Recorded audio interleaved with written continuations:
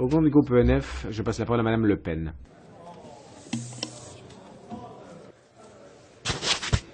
Attention avec les analyses sur les résultats, monsieur, des mouvements politiques dans leurs pays respectifs. Chez moi, je crois que les socialistes sont descendus aux dernières élections à 22% et personne n'a démissionné.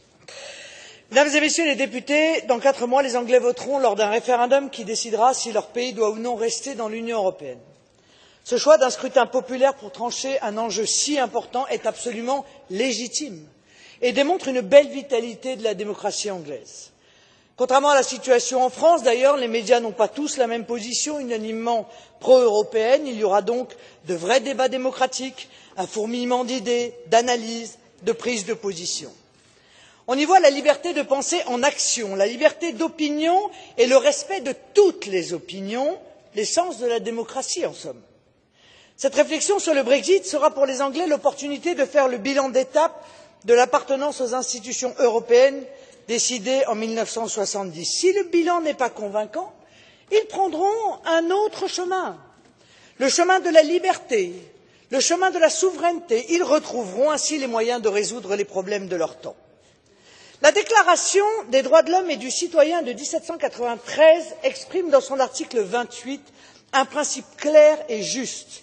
Une génération ne peut assujettir à ses lois les générations futures.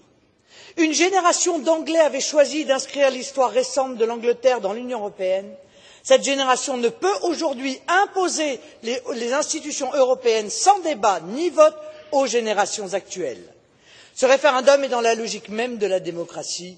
Il est donc parfaitement légitime.